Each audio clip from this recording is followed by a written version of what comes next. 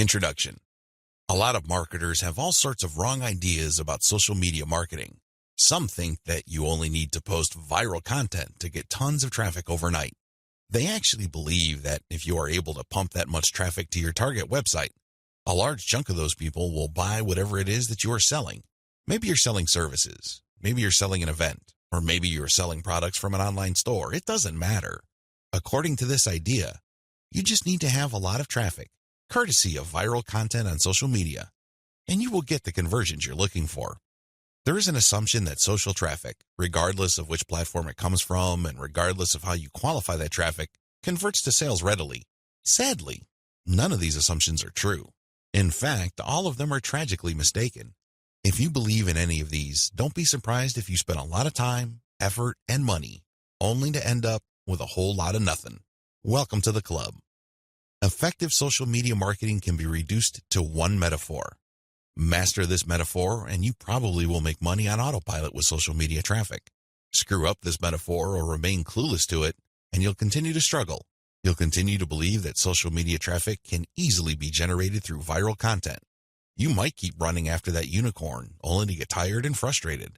It doesn't have to be this way. You just have to have the right metaphor or the right conceptual model to make social media marketing work for you. Best of all, you can make it work on autopilot.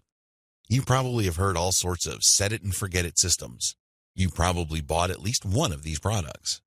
Well, they're definitely on the right track as far as their label. Social media marketing can be automated. It can be mastered to the point where it can produce income after you've set it.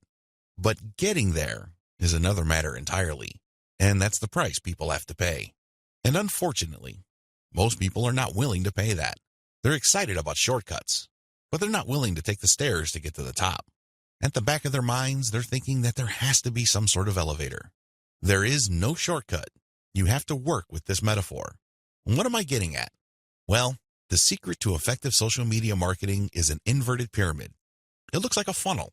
That is the metaphor you should have in your mind when thinking of ways to get traffic from social networks and social media platforms and turning that into cold, hard cash in your bank account. I need you to keep this idea of an inverted pyramid in your mind. It should have a wide base at the top. The top of that pyramid is heavy visibility. It has to be there. You need to be visible on the 4 major social media platforms.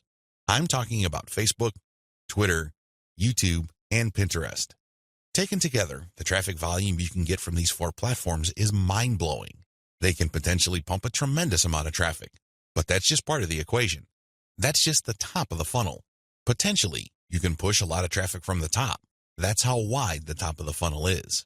This training will focus on these 4 platforms, but you can pretty much use the tips that I'm going to share with you and modify them to market on other platforms since many of these principles easily apply.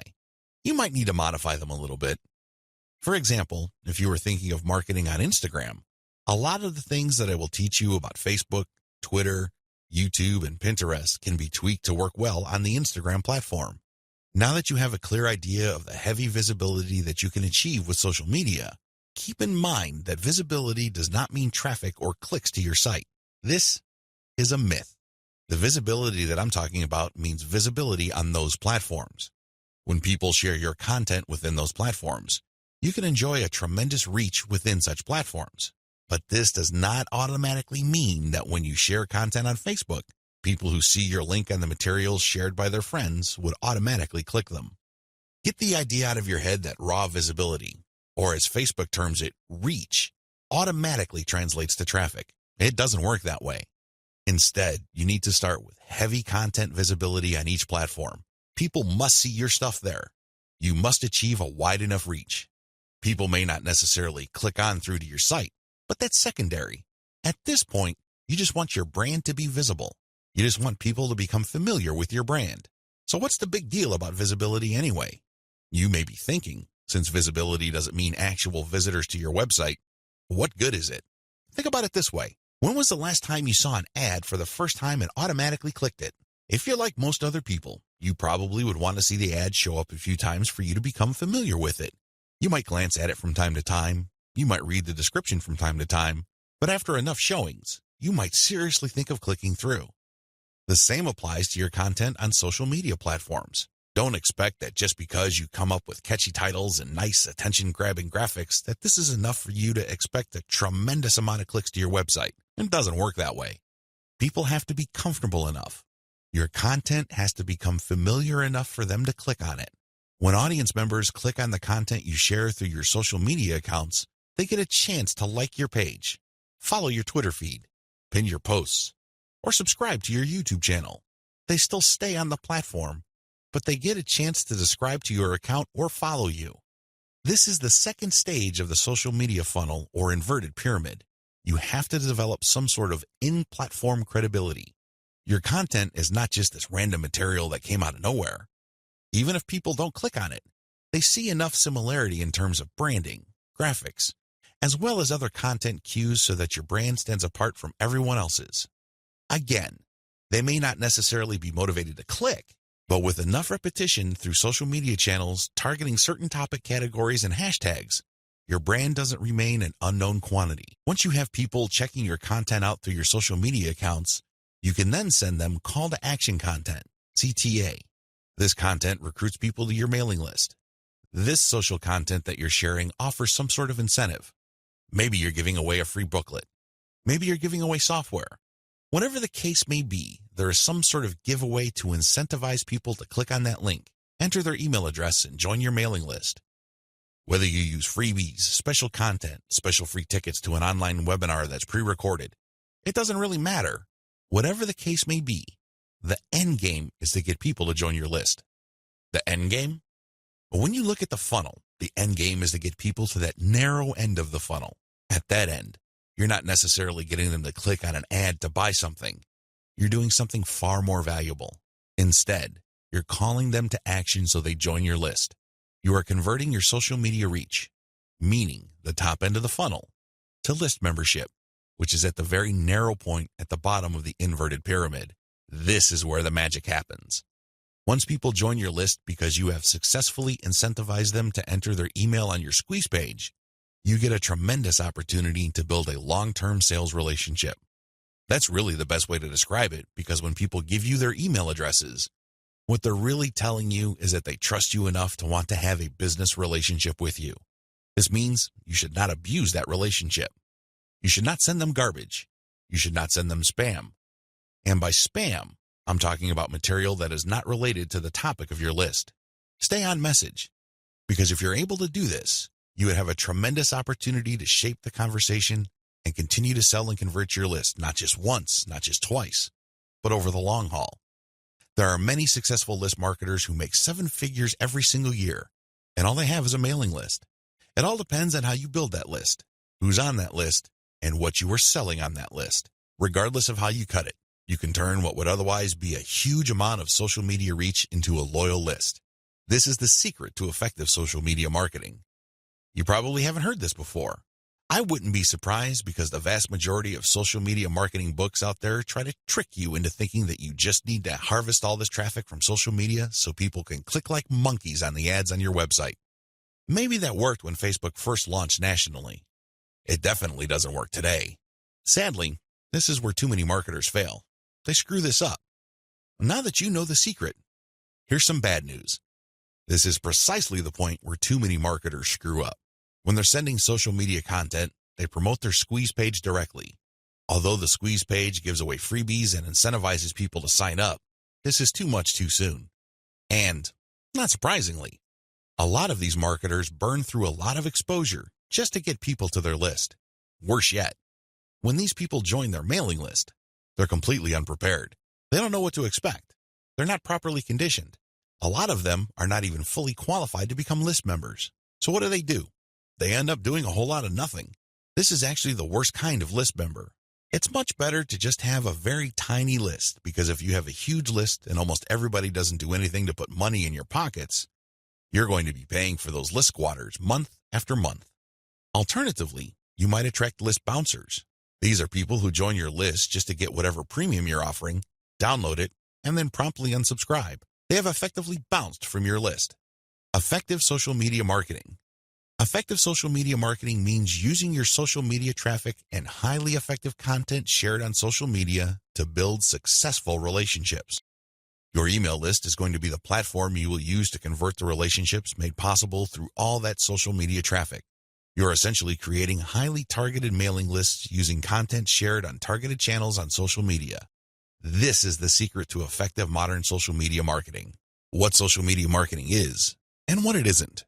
There's a lot of misconceptions regarding what social media marketing actually is. In fact, when you come across people who call themselves social media marketing consultants or practitioners, chances are very high that they will give you different definitions.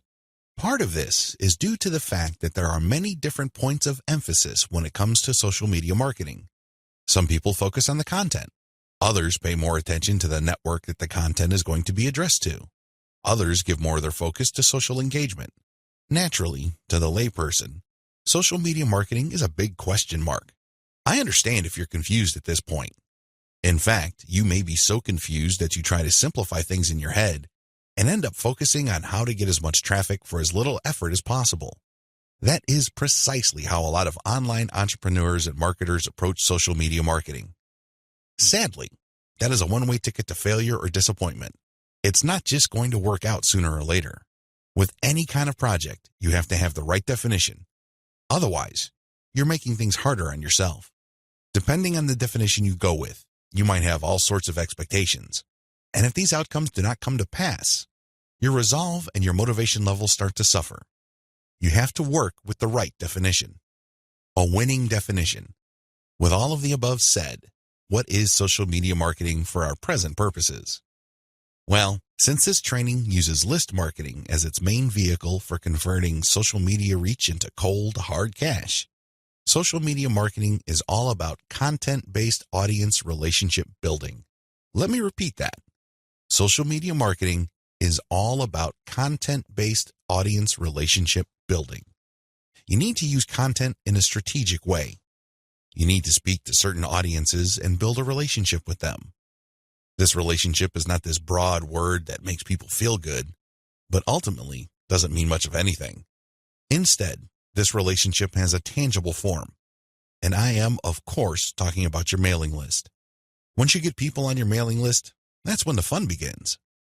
Everything else is just a workup or a preliminary prior to that point. You need to get people on your list. Social media marketing is going to be your primary vehicle to get people to your list. Everything has to revolve around that list. And this must shape, inform, and guide your social media actions. Managing your expectations. A content-based audience relationship approach to social media marketing sets different expectations compared to other ways of defining this type of marketing. When you read the typical social media marketing book, for example, How to Dominate Twitter, the focus is on traffic. Unfortunately, if that is your main goal, you end up with a the more the better mindset, and you feel really depressed at the end of the day because the traffic doesn't come. Even if it does, there's not going to be enough of it. You have set yourself up to fail. When you use a content-based audience relationship building approach to social media marketing, your focus is on getting the right content in front of the right eyeballs to build the right levels of trust. This is a long-term game. It is definitely a marathon, not a sprint. Since that is your expectation coming in, you position yourself for a long-term victory. You're not going to be the typical failed social media marketer who jumps into the game with both feet, only to find out that the traffic simply isn't there. So what do? That's right, they quit. Manage your expectations by focusing on the right definition and you will be okay. The worst thing you can do right now is to sabotage any chance of future success by defining the problem the wrong way and filling your mind with all the wrong expectations. Social media marketing can build brands if. Now that we've defined social media marketing, the next step is to focus on the end result of this content-based audience relationship building approach. If you do everything right, you walk away with a brand. And let me tell you, that is the best asset you will ever have. Now, in terms of real-world traffic, you may get a low to moderate level of traffic, but if you build a solid brand, that traffic is all you need. That is qualified traffic. These are not random people just blindly clicking on links out of curiosity. These are people who are actually interested in whatever it is you are trying to sell. They want to truly learn more. They want to build a relationship with you because they want to know what you're about, like what you have to offer, and eventually trust whatever it is you are pushing. These are real people. And this is only possible if you build a solid brand. You have to deliver solid value. I wish I could tell you that content marketing is enough to do it. I really wish I could say that, but that is not true. That only explains part of the situation. Sure, you have to deliver content that people truly are interested in, but at the end of the day, when they join your list, they are expecting and deserve value. That's how you build a solid brand. When people join your list, they will quickly find out that they did not waste their time because you send high-quality updates that actually add value to their lives. Social media marketing can explode the rate at which brands are formed. That's why a lot of people are ranting and raving about social media marketing. But a lot of them are clueless as to how to build a solid brand. Most of the time, they just stumbled into it. I'll let you in on the secret. It's all about content-based audience relationship building. There are many different parts to that equation, and I'm going to walk you through them in a practical way in the following videos. In this section, I just want you to wrap your mind around the definition and the expectations that flow from it. This is how we tightly define the project that you're going to embark on. Anything less, chances are, you're going to beat yourself up unnecessarily because you just had unrealistic expectations. This is not one of those get-rich-quick schemes. This is not one of those overnight success stories. This requires real work. This is the real deal. Are you ready for the journey? Great. Let's get on to video 2. 8 reasons why you need to do social media marketing. Just to be sure, if you are in any way, shape, or form unclear as to the value of social media marketing, here are just 8 reasons why it needs to be part of your comprehensive online marketing plan. Maybe your current plan puts more emphasis on search engine marketing. Maybe you're currently focused on outreach. Well, those are all well and good. But to really round things out and add a lot more value to your current online marketing campaign, social media marketing has to be part of the equation. It doesn't have to take center stage. It doesn't have to be your overarching priority, but it has to be a part of the total mix. Here are just 8 of the thousands of reasons why your company, regardless of its size, needs to do social media marketing. Reason number 1, social media's huge direct and viral reach. If you build a solid page on Facebook, you develop a direct reach. This means that a certain percentage of people who like your page will see your updates. While it is true that Facebook has been reducing the organic reach of Facebook pages recently, there's a workaround to that. When people go to your page, you can instruct them to like your page and then click your page's settings to show your updates first. You might want to show a video that teaches people how to do this. You might even post an animated GIF. Whatever you do, clue people in that they can fix their settings to see your updates first. Now, for people that take the time and bother to do this, you have to offer content that is really valuable. This puts the onus on you. There has to be real value on your page for them to want to do this. But you can increase your direct reach by instructing people. On top of that, when people like your content, they can share it on their wall. Since people on Facebook have friends and their friends have friends, this can easily have an exponential effect. In fact, even if your page only has 100 likes, but these are real people with real friends, don't be surprised if one of your posts gets really viral and spreads all over the place. Social media enables you to have a large direct reach. It also provides you with a tremendous opportunity to enjoy an exponential content coverage. Reason number 2, social media is habitual. While different demographics have shown softening or weakening of social media usage on a daily, weekly, or monthly basis, this still doesn't take away from the fact that a lot of people habitually use social media. In fact, a lot of people do this the first thing in the morning. When they wake up, they go to their mobile phone or tablet and check their updates. It can easily become a habit. This gives you a tremendous opportunity to get your content and brand in front of many interested eyeballs. Reason number 3, target audiences use different content formats. The great thing about social media marketing is that you're not restricted to just one content format. You're not restricted to video, pictures, links, blog posts, text, or audio files. Instead, different platforms specialize in different formats. And when you create content for one platform, you can easily make different versions of it in different formats to spread out to other platforms. For example, I write a blog post and post it on Facebook. I create a very attention-grabbing graphic for that blog post. So when I post it on my Facebook page, A preview of the image shows up and it grabs a lot of attention. People click on it and they end up on my website. I can take that graphic and share it on Pinterest. I can take the text of my blog post or article and create a slideshow video out of it and share it on YouTube. I can also take that video and embed it in my blog post. I can strip different parts of the article or post itself and feed it into Twitter along with the link to the full post or article. Do you see how this works? You get access to the different audiences or those different platforms by simply repurposing or recycling the same content that you made for one platform and sharing those other formats on other platforms. This increases your potential reach. Reason number 4, most social media platforms can be segmented. If you've ever been to Instagram, you know that when you see a picture, it usually has many different tags. If you've been on Twitter, you'd see that a lot of the hot tweets also have hashtags. Those tags are very valuable. When you use a tag with your content, you are essentially categorizing your content. People use those tags to search for content. This is a very powerful segmentation tool. People who are looking for cute Chihuahua puppies will use certain hashtags that are different from people looking for libertarian political posts. If you have a very tightly defined audience, social media platforms' built-in segmentation tools and features can definitely help you. You probably already know that huge audiences that are not very targeted are essentially worthless. Thanks to social media marketing segmentation features, you can get a smaller volume of people from many different platforms, but you can rest assured that these people are actually interested in whatever it is you are saying. These segmentation tools go a long way in helping you to find a very refined and well-qualified audience base. This, in turn, increases your likelihood of making a sale. Reason number 5, sharing content on most platforms can be automated. Thanks to tools like Hootsuite and Social Oomph, you don't have to worry about manually going to Facebook or Twitter and copying and pasting materials from a document or spending hours setting up your scheduled posts. You can automate your posts to publish up to 6 months on Facebook.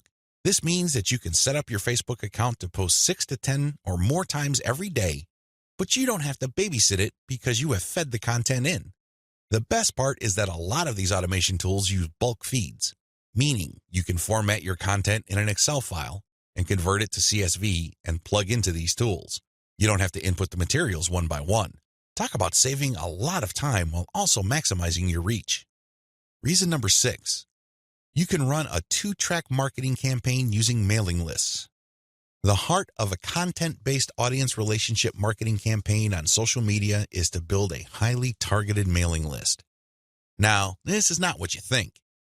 A lot of people are thinking that once they build the list, they're on their way to becoming a millionaire. Absolutely wrong. They're missing a step. When people join your mailing list, it really is a general mailing list. By general, I'm not saying that it talks about all subjects under the sun. I'm not talking about that. Instead, I'm talking about general interest in the specific topic. You really don't know yet at this point who is a buyer and who is a person who is simply looking for information and is still trying to make up their minds whether they trust you enough. You create a general list, and then eventually you try to upsell them to a buyer's list. And how do you do that? Well, you sell low-cost items on your general list. You can sell a booklet for $1. It doesn't really matter what the price is. It has to be very low because what you're really trying to do here is that you're trying to give people a means to identify themselves as a buyer, and you want to make it as smooth and easy as possible.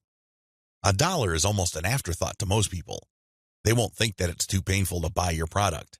But once they get to your buyer's list, you eliminate them from your general list, and now you have a pure list of buyers. That list, my friend, is a gold mine. That's where you send your money-making updates.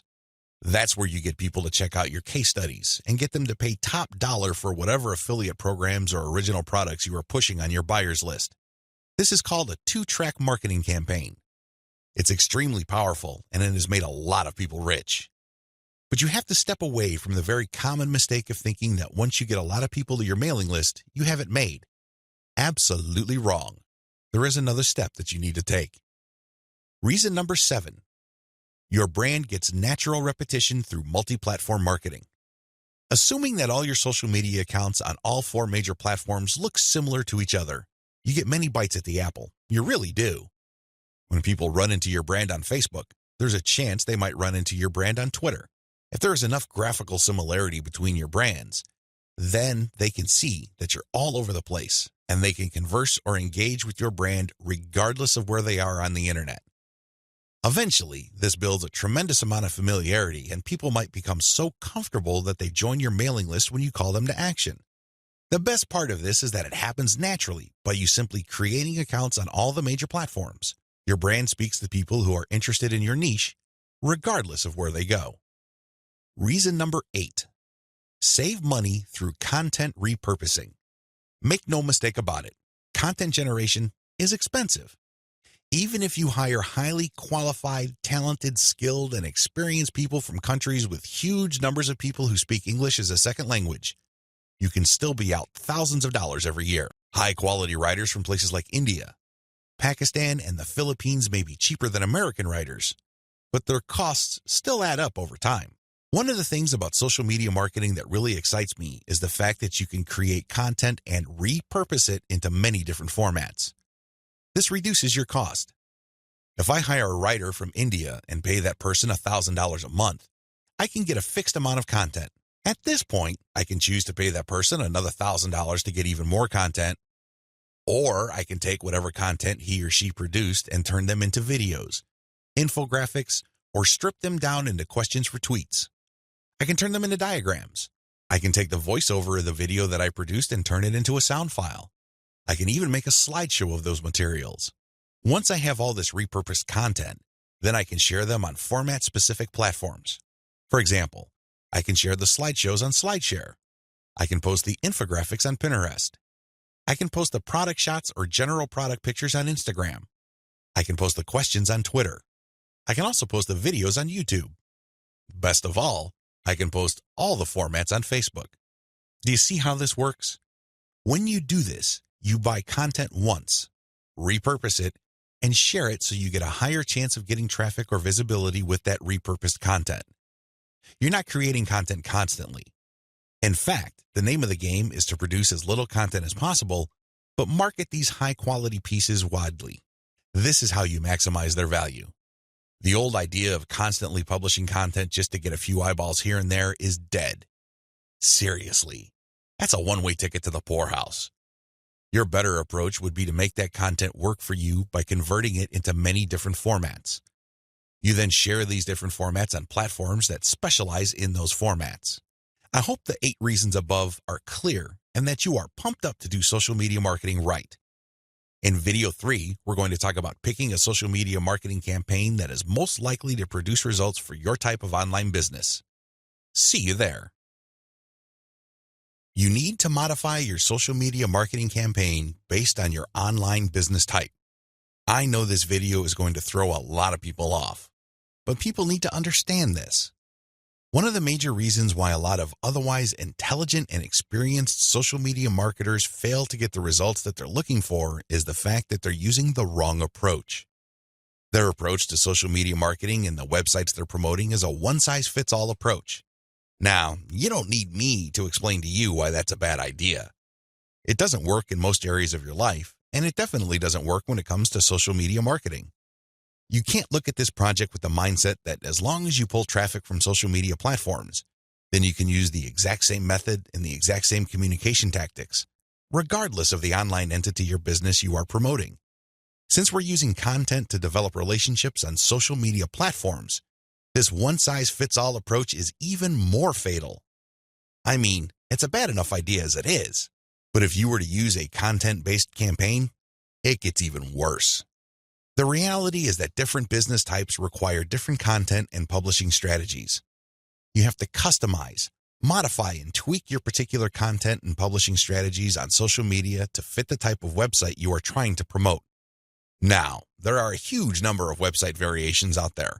In fact, there are too many. I would venture to say that the only limit really is your imagination.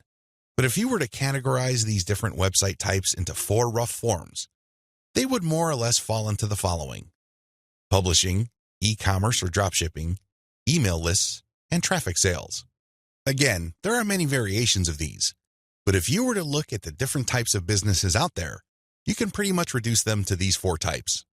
When you study these closely, they have different needs. They have different features that must be addressed. Otherwise, you're not going to get the results you're looking for. Unfortunately, a lot of social media marketers would try to promote a blog the exact same way they would try to promote a dropshipping or e-commerce website. Similarly, somebody who is essentially just trying to sell their social media traffic is trying to do content marketing like somebody with a blog. It doesn't work. It doesn't make any sense. The bottom line is obvious. Different strategies require different content types.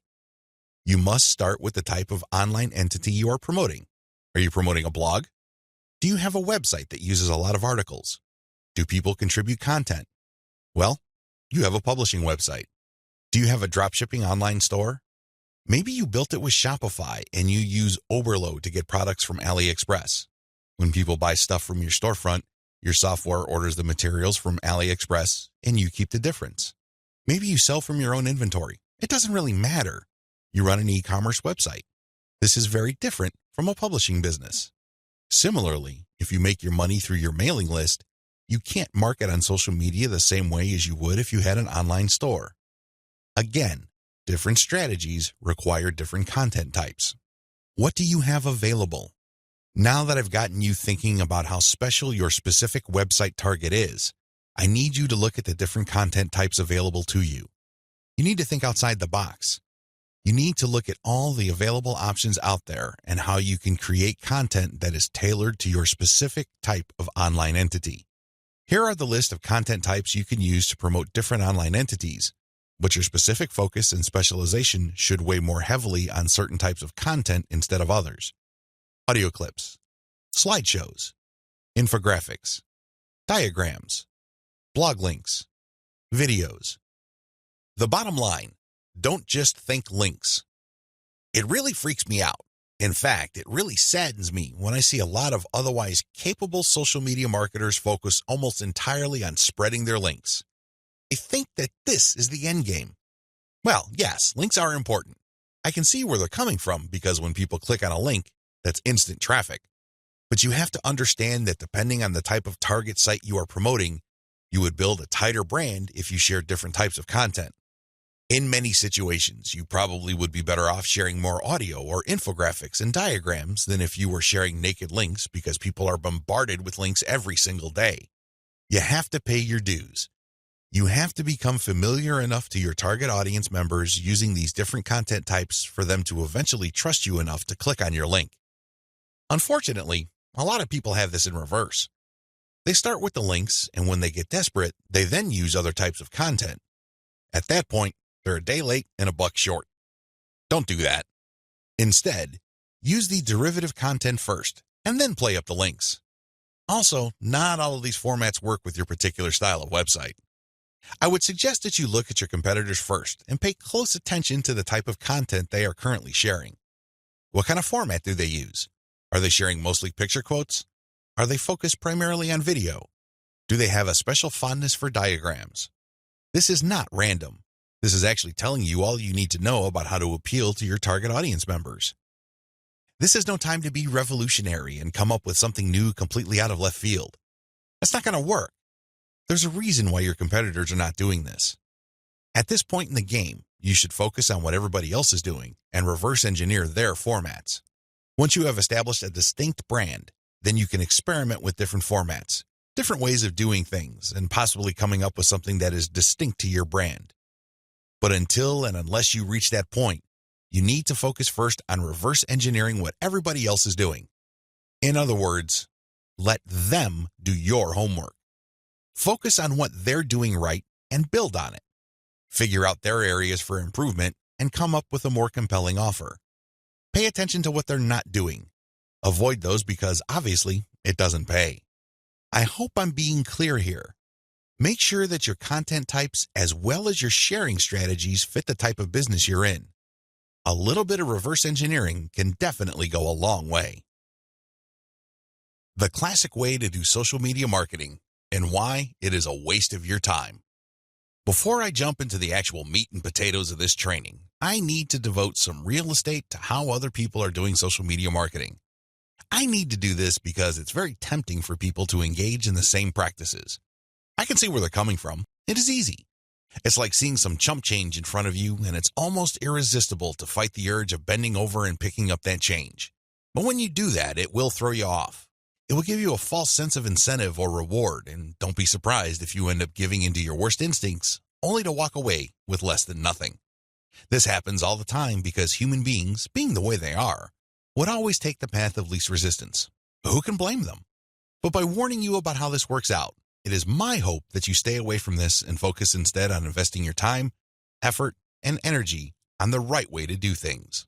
The classic approach to social media marketing. So what is the classic approach to social media marketing? Well, it's actually quite simple. Whether we're talking about Instagram, Twitter, or Facebook, you need to only follow, like, or friend people who are interested in your niche. You connect with all these people, and then after you have followed them, a lot of them would actually follow you back. For example, on Twitter, for every 100 follows, don't be surprised if maybe 20 to 30 people follow you back. Now, this is where it gets really bad. Classic social media marketers would then spam their followers. They would just send all sorts of unrelated garbage, and then they would unfollow. Do you see the pattern? Follow, get followed, spam, unfollow. I wish I could tell you that they do this sporadically, but instead, these self-professed professional marketers use all sorts of sophisticated software to do this. Up until a few years ago, this worked like a charm. This was a great way to get a lot of Twitter traffic, but not anymore. This pattern instead can get you banned.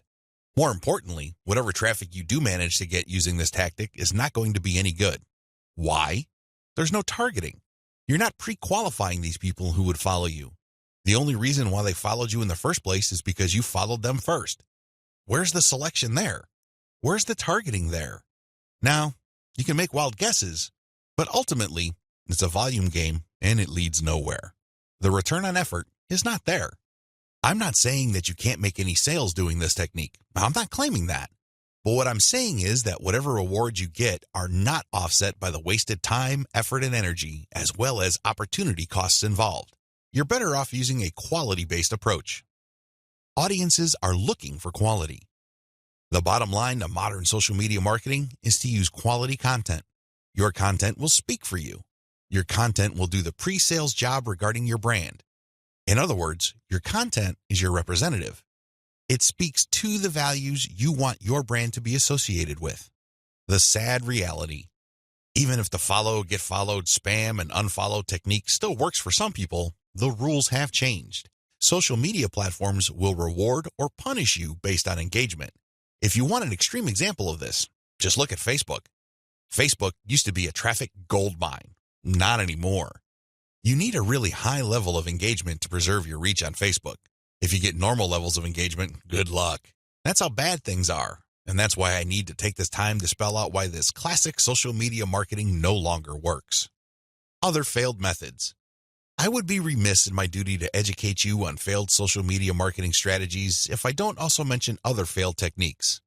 First, hashtag hunting no longer works. This technique involves marketers finding hashtags that are trending. They basically would publish niche-specific content, but use unrelated or irrelevant hashtags and pair them with their content. They do this because they want to hitch a ride on the upward trend of those hashtags. They know people are searching for those hashtags. They know that these hashtag trends are hot, so they want to poach as many eyeballs as possible. Unfortunately, the traffic that you get is not going to be any good. People are looking for specific types of information, and when they see that your content is so obviously unrelated, they're not going to click through. You might even get reported. Another failed method you should stay away from is influencer spamming. There are many influencers in most all niches. If you want to see this in action, go to Facebook or Twitter. There are many specialized pages and specialized Twitter accounts. Now, constantly mentioning those influencers on your content is not going to help if your content doesn't really add any value. There has to be a reason why you are engaging with these influencers, and drawing their attention is not enough. Getting them to look at your content because you think your content is hot is a lousy idea. Instead, you should focus your engagement tagging based on what they did. For example, if an influencer was talking about recent trends in athletic shoes, then that person would be fair game for an article I post regarding the latest trends in athletic shoes and what they mean in terms of the bottom line of large footwear apparel companies. That influencer would be directly interested in what I have to say because I'm sharing content that is not only high quality, but is directly related to stuff he or she is already talking about. Do you see the specificity here? Do you see the direct link? Now, compare this with an influencer who talks only about Forex, and I tag that influencer when I'm talking about Bitcoin. That person's going to get annoyed. Do you see the difference? Finally, automated publishing with no outreach is not going to work. Basically, what you're doing is throwing spaghetti on the wall and hoping something sticks. If you're just publishing content on an automated basis on Twitter, Facebook, Pinterest, and other platforms, it's anybody's guess whether people would actually engage. You have to do some outreach. You have to draw eyeballs to your content. You have to find existing pools of highly qualified audiences and get your social media account in front of their eyeballs. Use your very best content. If you do this right, your automated publishing on social media will be greatly rewarded. Use a shotgun approach and you're probably going to get the same results as other failed social media marketers. 10 steps to faster and easier modern social media marketing. In this video, I'm going to give you an overview of the 10 steps I'm going to teach you in this training. This training is a product of many failed experiments. Believe me, if you've been exposed to some type of hot or groundbreaking social media marketing technique or strategy, I've been there. I've done that. This training is a product of all my experiences. I know what works and I know what doesn't.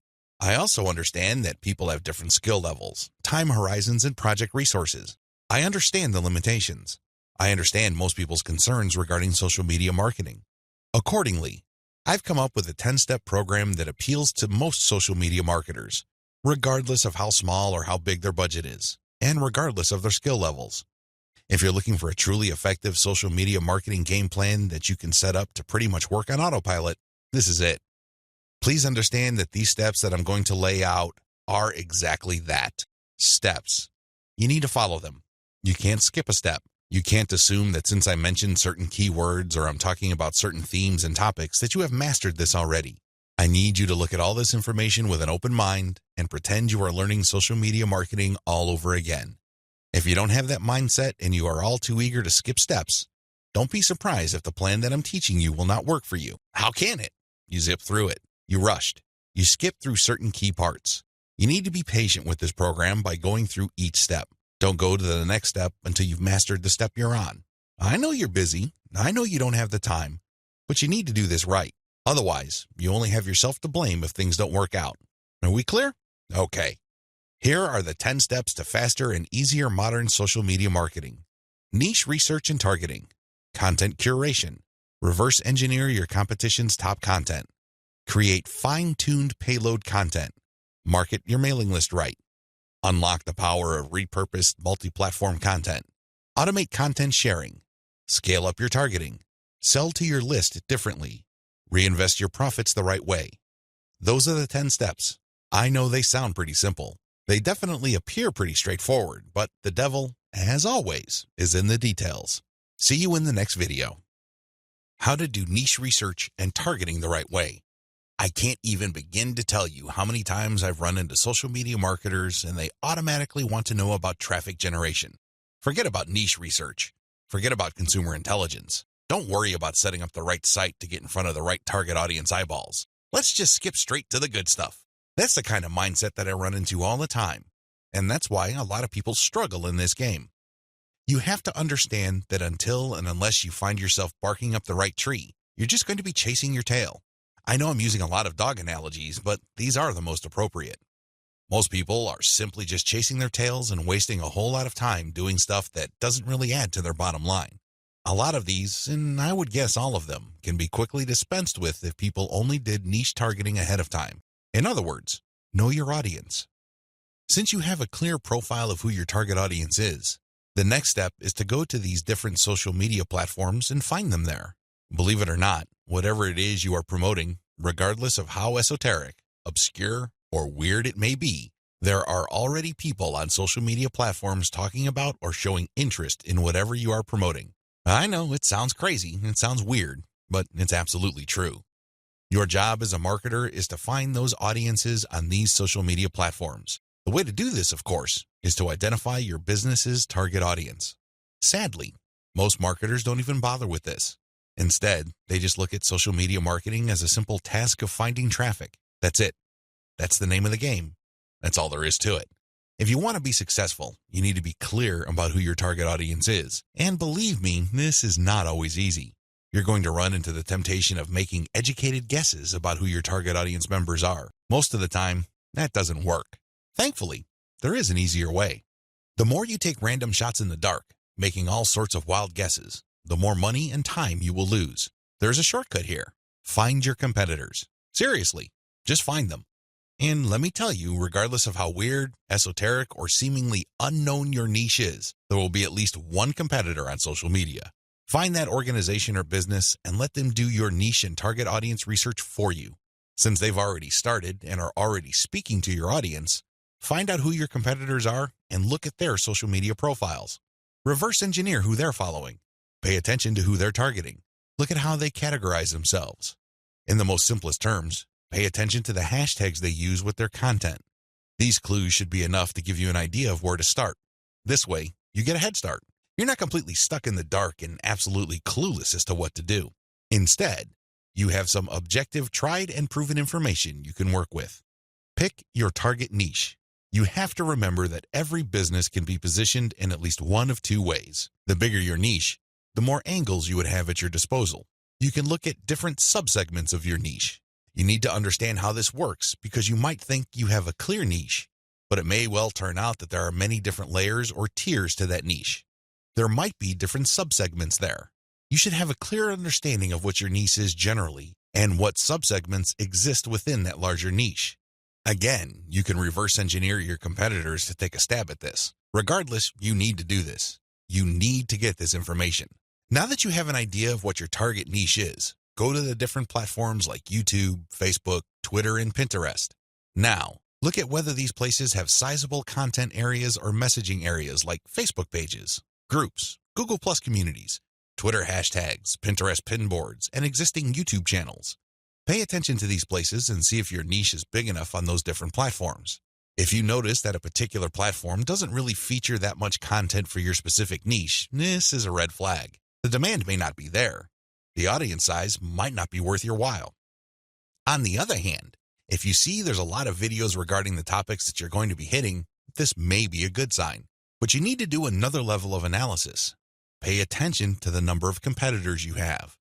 If there seems to be a huge number of competitors fighting over the same niche, then this is going to be a problem.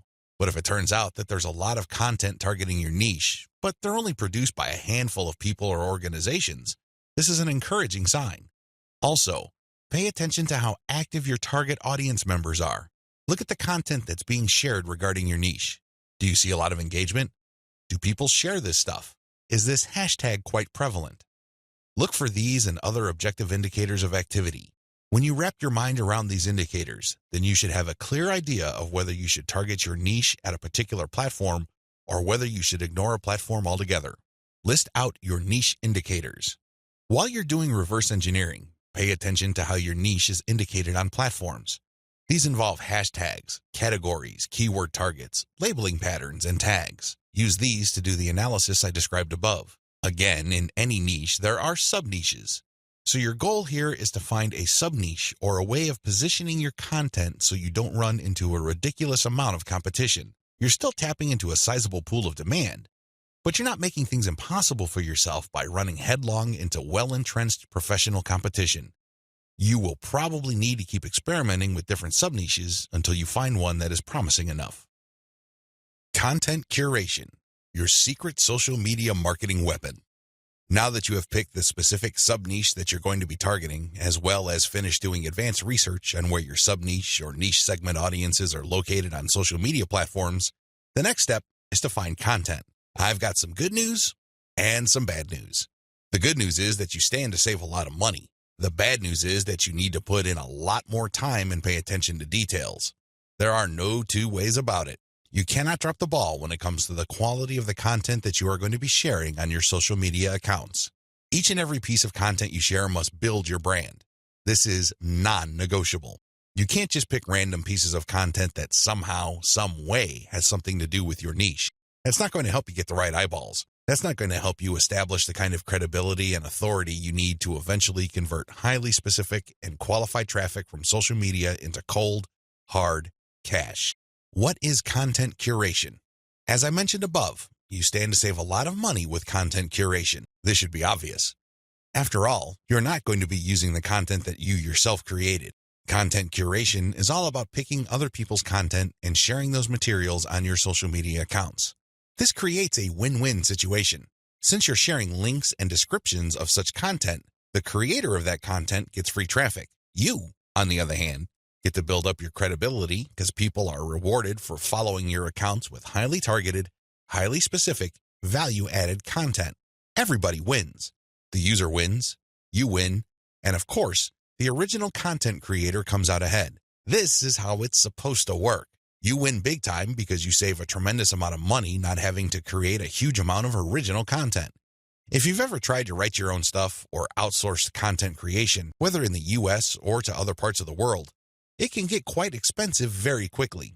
Content curation enables you to build credibility with your audience in a very inexpensive way. You use other people's content. You get to entertain them, build credibility, and gain their trust.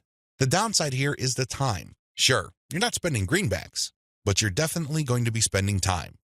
As I mentioned above, you cannot be indiscriminate when you are trying to do content curation. Whatever goodwill you have built up for your brand will go up in smoke if people catch on to the fact that you are just randomly curating and spreading low-quality content that may have something to do with your niche. That's not going to cut it, not by a long shot. Adopt the right content curation strategy. Now that you know where your target audience members are on social media platforms, you build credibility by populating your social media accounts with highly credible, high-authority third-party content. This is called curation.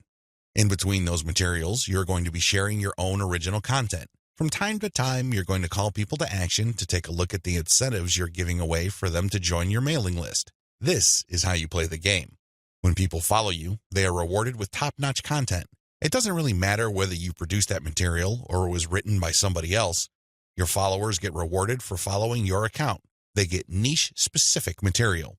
Eventually, you build trust with them because you only send them the very best materials. They start paying attention to your own materials. More importantly, they start noticing the content you share, which actively encourages them to sign up to your mailing list. This is the key. You intersperse your own original content. You create an impression of quality in their minds because you're sending only the very best third-party content.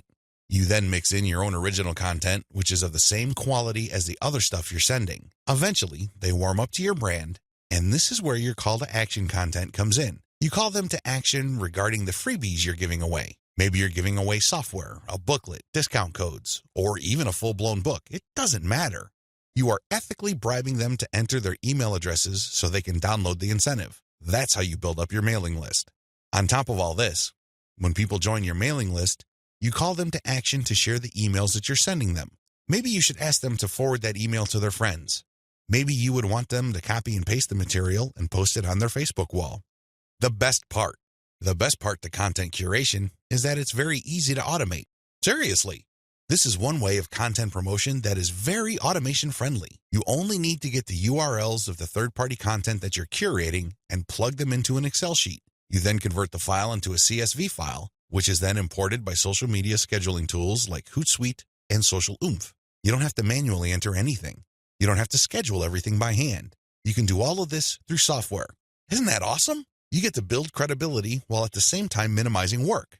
Now, with that said, you need to pay special attention to the content quality. High attention to detail is the key. You have to resist the temptation of running basic keyword searches on Google or on social media platforms and grabbing anything that is somewhat related to your niche. That is a one-way ticket to brand destruction.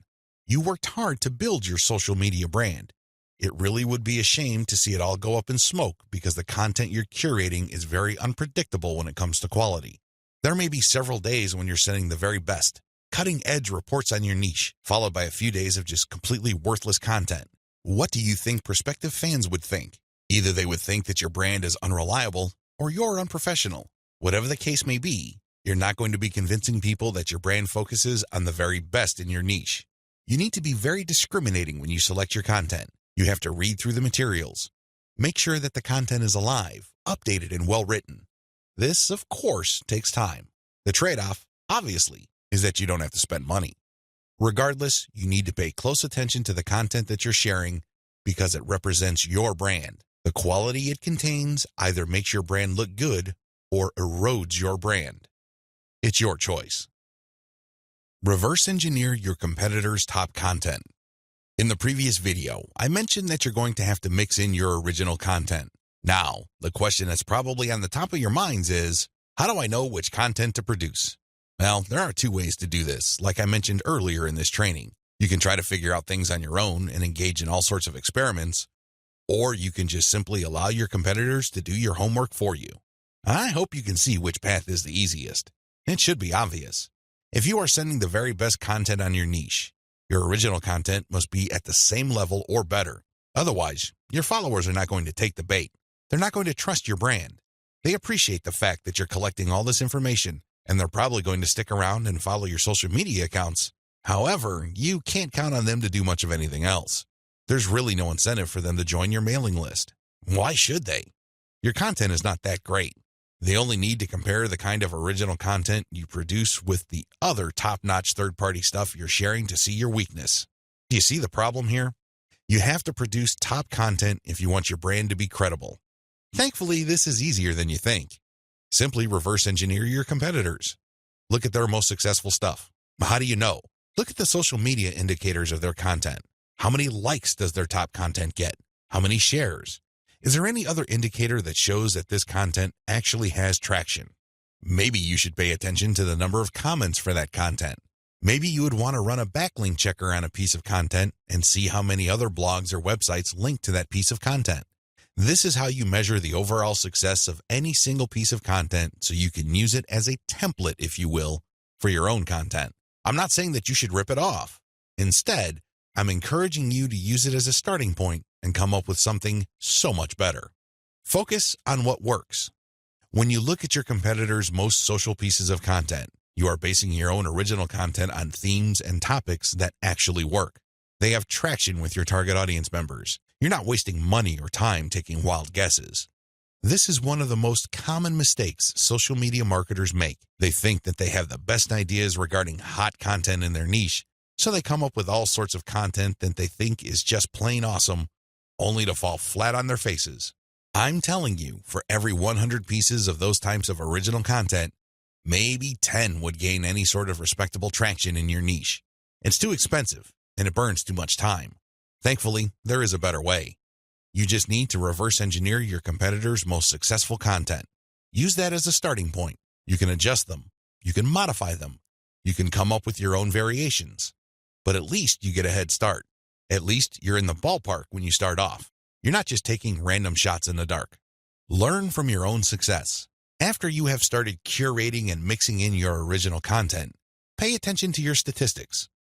They should tell you which of your content gets the most love. If you notice that a handful of your curated third-party content gets a lot of retweets, shares on Facebook, or any other indication of social media engagement, pay close attention to those pieces of content. At some level or another, they struck a nerve. They caught your audience members' attention in a very positive way.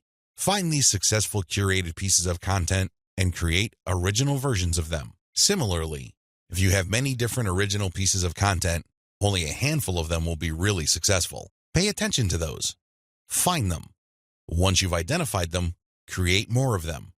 Focus on the same themes and present similar information the same way.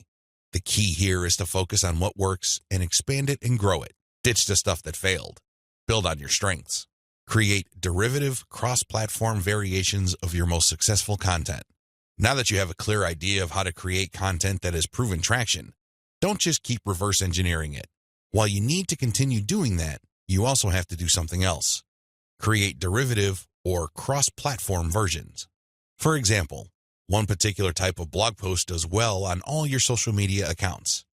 Identify its themes, pay attention to its patterns, and come up with another blog post. See if that works. If you achieve the same level of success, you're onto something. This is not a fluke. This is not a one-time thing. You have struck on a theme that your audience members readily enjoy.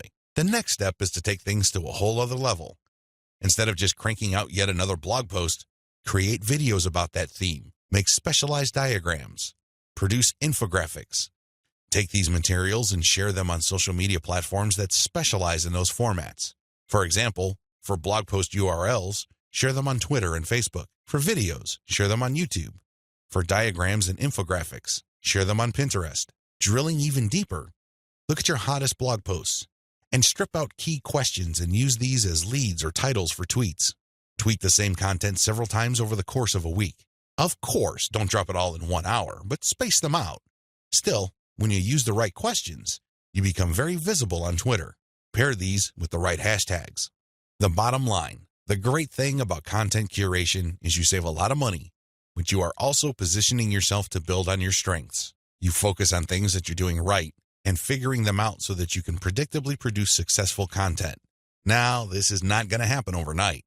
You have to keep experimenting until you find the right themes that consistently work with your audience. Fine-tune your payload content. As I have mentioned previously, you can come up with your very own content based primarily on the social signals of the top-notch third-party materials you are curating. Put simply, when you are going through your research, you will keep coming across certain pieces of content which get a lot of engagement on social media. These are all the objective indicators you need to understand that you are looking at high-quality, high-demand content. At that point, you can come up with your own version of that content. You can use it as a template, so to speak. Another approach would be to just do curation first. You just take all the high-quality third-party content with great social signals and put them all on auto-publish on your social media accounts. You run this curation campaign for several weeks. Soon enough, you will see a pattern. Eventually, you will see that some of these materials get a lot more engagement than others. At that point, you can then come up with your own version.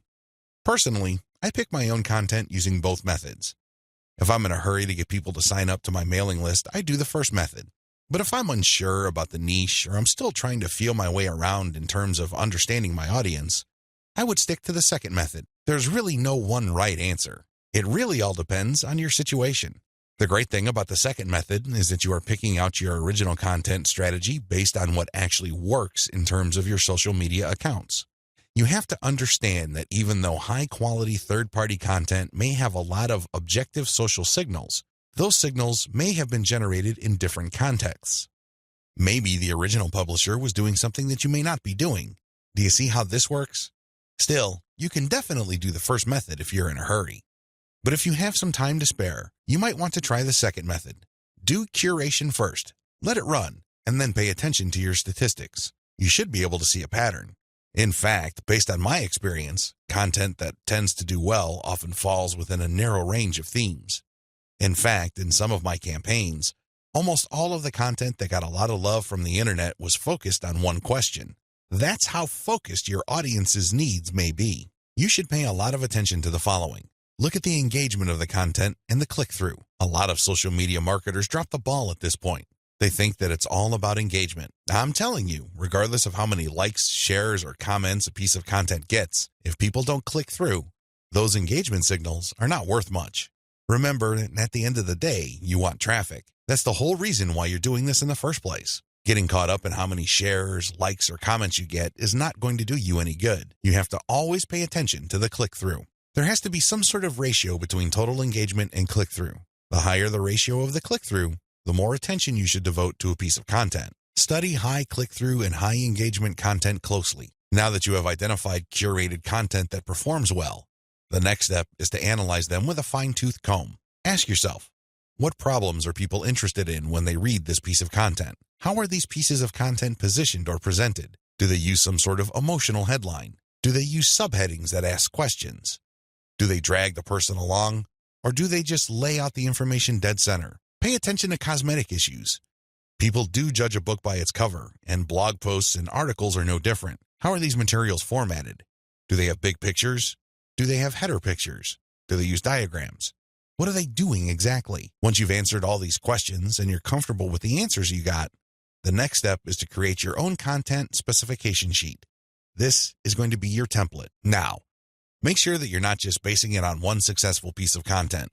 That third-party content might be a fluke. The company behind it might just have gotten lucky, and for some reason, that piece of content went viral. That's not going to help you. You have to base your template on the success of many different pieces of curated content. This way, you can be more confident of the fact that even if you barely comply with all the specifications, you would at least get some decent and positive results. Using the information above, Create payload content. Now that you have gotten your template together, you need to create your own high-quality, high-engagement original content. This content is going to be used to sell people on your mailing list. When they read this content, they're supposed to get excited about joining your mailing list. This is content that is most likely to be credible and most likely to be shared. Are you excited? Don't get too excited. A lot of people jump in with both feet and they end up sabotaging themselves because the payload content they create looks like an advertisement. That's obvious spam. Nobody's going to trust you with that. You're obviously trying to pull tricks and play games. That's not going to work. Instead, the content must be informative. Think of it as an infomercial. You're selling something, that much is obvious. But people have to walk away with solid value. You have to walk that tightrope. There's a thin line between shoving stuff down people's throats and providing solid value without asking for anything in return. You have to come up with a decent compromise between the two. The bottom line is, whatever you do, the content you produce must be valuable. It must add value to the lives of people reading your materials. That's how you build credibility. That's how you get people to get excited about your mailing list. Remember, your list is supposed to add value to their lives. It's going to be very hard to give that impression when the content that you share is worthless. I hope you can see that. I'll see you in the next video. Market your list right. Now that you have figured out your payload content, the next step is to understand what kind of giveaway you're going to have to use to get people to sign up for your mailing list. In an ideal world, people can see the value you bring to the table. They only need to look at the content you share as well as the crucial information they get from your premium content. They see this premium content and they see what you're about, what you have to offer, and why it's such a good idea to sign up to your mailing list. Unfortunately, things don't work out that way. Even if you have the very best blog posts and articles on your website, people still need a push to sign up to your mailing list. This is where incentives come in. You're going to offer free, high-quality premium content, but you're going to repackage it in a way that people would appreciate. Maybe you put in a book. Maybe you come up with some sort of cheat sheet or resource sheet. Or perhaps you can strip it all down into a booklet or even convert it into software form. Whatever the case may be, this premium free giveaway content is going to act as an incentive for people to join your mailing list. They get a copy of whatever it is you are giving away for free in exchange for their email. I call this an ethical bribe. You're bribing people to sign up to your list. Normally, they wouldn't. Only a very few people would take the time and bother to sign up for your list, regardless of how awesome your blog posts and articles are. That's just the reality. Finding out what to use as an incentive. I hope you can see the logic behind giving away freebies so people can sign up to your mailing list. People need a push. People need some sort of extra sweetener to get the deal going. They need something extra to get them off the fence and onto your mailing list. Now, the next step is to figure out what kind of incentive to give away so people would join your mailing list. The good news is, you don't have to start from scratch. You don't have to take wild guesses. You don't have to take shots in the dark. When you pay attention to your top-performing original content, you should have all of the information you need to come up with a compelling incentive.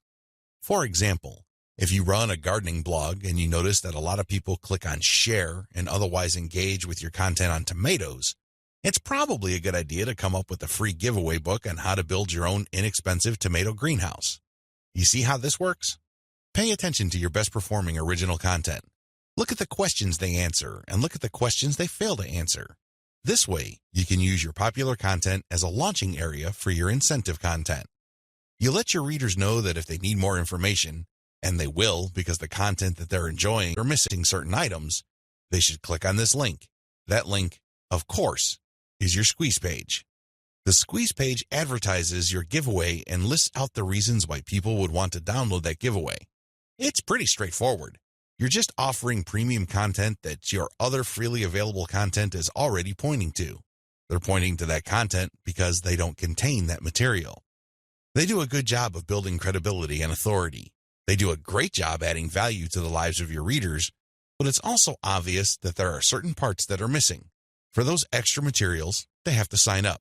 It's absolutely free. It doesn't cost them a dime, but they need to sign up to your mailing list. This is how you set up your mailing list. It has to be closely tied to your premium content. Coming up with incentives or freebies that look like they came out of left field because they're unrelated to whatever it is you're currently doing is not a good idea. Chances are quite good that you're going to fail. When you come up with incentive content that is directly related to the materials you're already sharing, you create a feeling of value. There's also a feeling of exclusivity. After people have seen your content and have become aware of what you are and what your brand is about, you let them in on a special premium. This is a special deal that other people who haven't accessed your brand have no idea about. Position all your original content to push your mailing list first. To play up the value of your incentive content, you first have to promote the value of the mailing list. I know this sounds counterintuitive, but if you think about it, it makes all the sense in the world because, in reality, it's the mailing list they're signing up for. The freebie that you're giving away is just a bribe. It's intended to get people to enter their email address and nothing more. If you were to use all your original content to play up the fact that people can get this additional content, don't be surprised if people sign up to your list and quickly unsubscribe because they really don't care about your list. Again, you're walking a tightrope here. On the one hand, you want people to get excited about the premium you're giving away for free in exchange for their email address. On the other hand, you want people to see the value that they would get by being members of your mailing list. This is how you should play it. All your original content should push your mailing list first. I'm not saying that you should not tie it into the incentive, but your original content should highlight the fact that when people join your mailing list, they will continue to get valuable information. This is the key, because when you use your tried and proven content to push mailing list membership, people are less likely to join your list and immediately unsubscribe. They are aware of the value that the list can possibly bring to their lives. You then play up the premium content as part of the membership. In other words, it's an extra. It's not the main focus of the list. Keep the list separate from the premiums you use to get people to sign up to your list. I hope this is clear because you want to play up the list first, but it must be obvious that you are using the premium content, whether it's a free book, a booklet, a cheat sheet, some sort of pre-recorded video, or something else, as a means to get people to make a decision. That's the bottom line. You want the incentive to push people to make a decision to join your list, but all your original content, and your website by extension, should push the reader to see the value of being a list member. A lot of social media marketers completely blow this. They think that it's all about marketing the incentive. Well, to continue with the example I raised earlier, what happens after you get people to sign up to your list in exchange for the greenhouse guide? That's right, nothing. Why? You played up the value of the greenhouse guide to such an extent that people are clueless as to what other value they would get from your mailing list. Indeed, don't be surprised if people start reporting your list as spam after you start sending them updates. They were so focused on getting the free book that the updates from your mailing list completely took them by surprise. This happens all the time because of faulty messaging on your blog or website. You cannot afford to play the game this way. You worked hard to pull all this social media traffic to your site.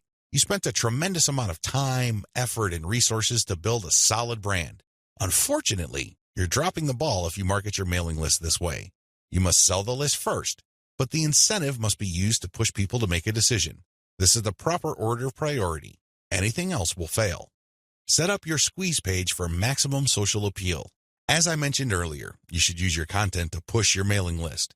You should use your content to upsell your squeeze page. But this doesn't mean that you can get away with badly designed squeeze pages. It's not going to cut it. Your squeeze page must be well designed. After all, this page is a specialized recruitment page. When people get on this page, you have to make the case as to why they should join your list, and not just for the incentive. While the incentive takes a big chunk of the real estate of a squeeze page, you should be clear about the fact that people are signing up to your list.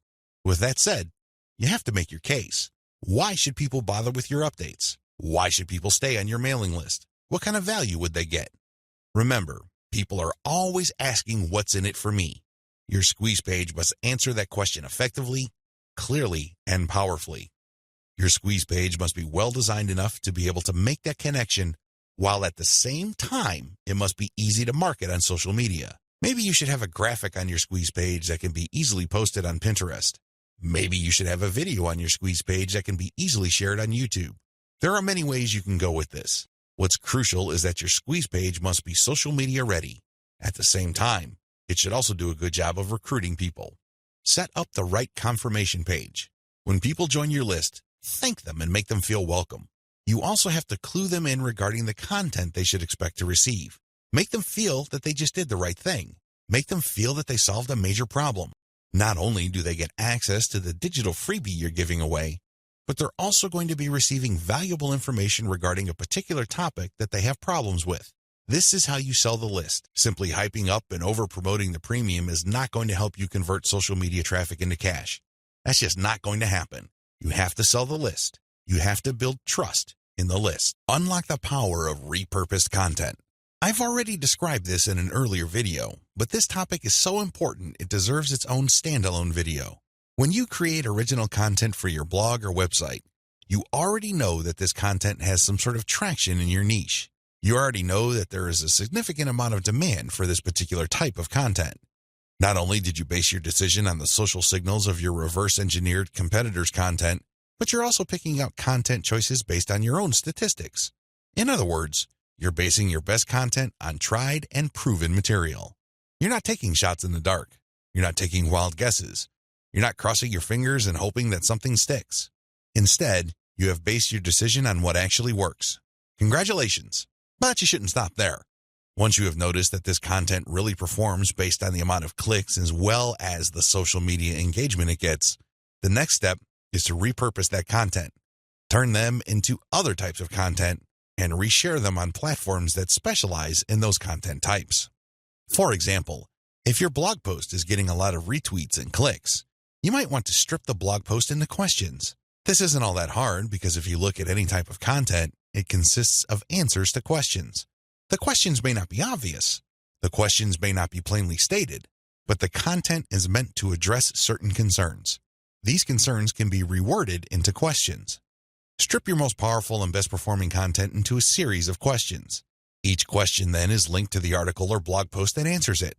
Tweet these and pair them with niche-specific hashtags.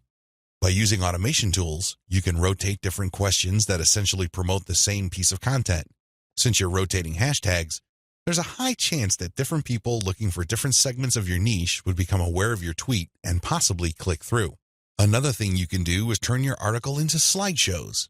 Each article brings to mind many different mental images. Come up with different pictures for each of the topics raised by your article and create a simple slideshow using PowerPoint. Share these PowerPoint presentations on SlideShare.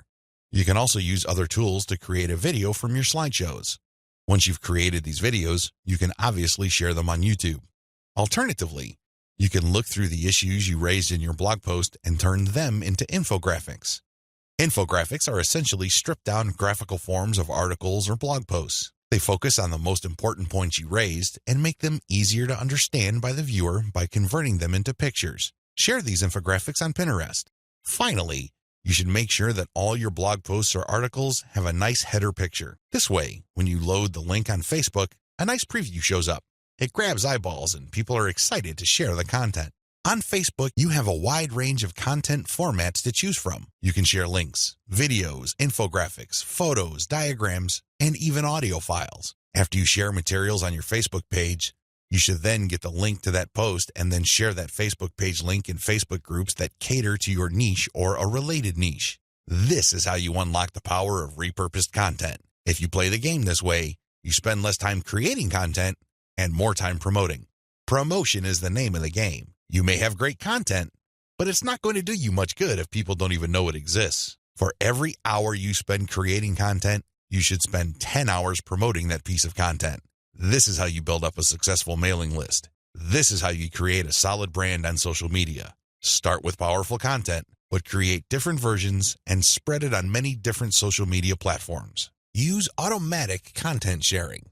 Before I get into content sharing automation, I want to highlight one other important reason why you should repurpose your content.